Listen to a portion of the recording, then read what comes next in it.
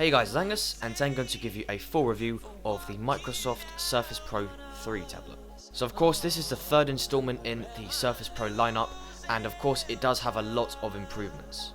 This includes a thinner and lighter design, along with better battery life, better performance, and also a much better screen. Of course, with Microsoft being the official manufacturer for this, they are going to put Windows 10 straight on this to make it the best user experience for them. This is a really nice 12-inch HD display at a resolution of 2160 by 1440. Now, while this is actually a really nice large LCD display on a really thin design and has an aspect ratio of 3:2, the main problem is that it does pick up a lot of fingerprinted dust. To make this a more premium tablet, Microsoft have gone for a full metal body, and I think this was a really good idea because it looks absolutely awesome. I think this was a really great decision, mainly because it just looks really nice and sleek, but also because it's really sturdy and it feels great as well. So on the right side of the device we have 4 ports, which include a mini display port, full-size USB 3, micro USB, and also an audio jack port. And also a nice little addition is a micro SD card port for increasing the storage. I think having a full metal body around the edge of the device was really important, especially since it's quite a large display. Of course, the tablet has also got the main basics like Bluetooth 4.0 and also Wi-Fi. But there seems to be no 3G or even 4G option, but to be honest, this isn't really a problem. Overall, I think Microsoft have actually designed a really great looking tablet. It's sturdy, it's strong, and it looks great. I think because of the actual price of the Surface Pro, a lot of people are going to go with a model with low memory and actually use expandable storage instead, or of course you could use the micro SD card ports to increase your storage, and you've also got USB 3 as well. The display itself is really great, and I think this was really important that they actually nailed this, because of course this is going to be the main thing that you're going to be looking at non-stop when you're using the device. Another really good thing about the display is actually the viewing angles. I think this is really important that they nailed this as well, because people are going to be using this from standstill or slanted or even flat on the table. Performance on the device is actually pretty expected. It's actually really quick compared to most modern tablets. Of course, this is because it's running full computer hardware and also because it's running a full version of Windows 10. But while it is actually really quick, I definitely would not expect to be doing any video editing or any photo editing or using any applications that are demanding, including games.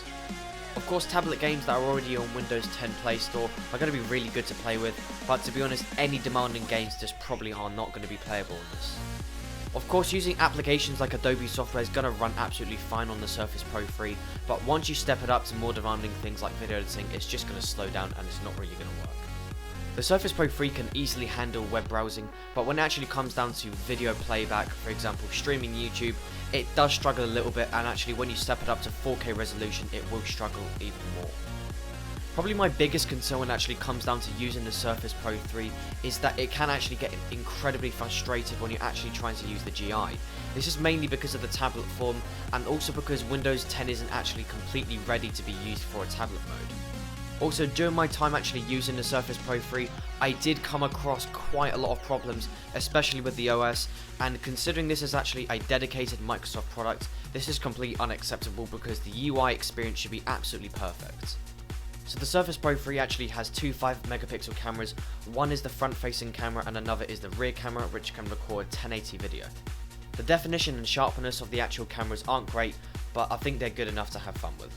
Battery life on the Surface Pro 3 is a little disappointing in my opinion. It's around 4 to 5 hours depending on actually what features you're running, for example Wi-Fi, and of course the brightness on your screen.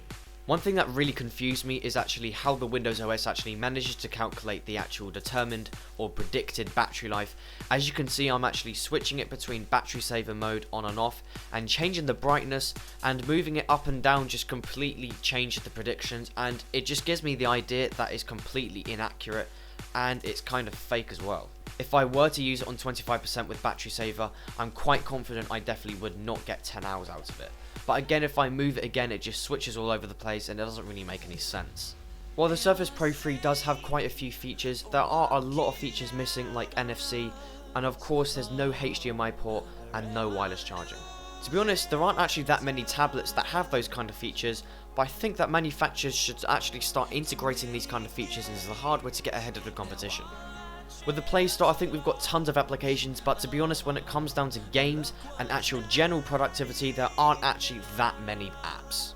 You can pick up a 64 gig version from the official Microsoft Store, which comes with no keyboard, and from my overall experience of this tablet, this is really bad value and I actually would recommend not getting it.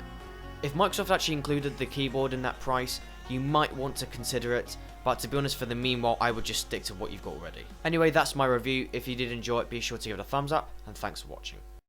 So just recently, Microsoft have actually released it to all the new tablets and devices actually running Windows 8. And the good news is that it's actually being released for free. So I'm definitely not a new user to Windows. For pretty much my entire life, I've been using Microsoft Windows from Windows XP all the way to Windows 8. So here I've actually got all the individual operating systems for the ones that I've used.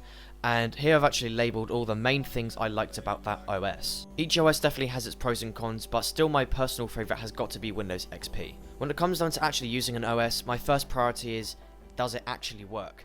And for me, I found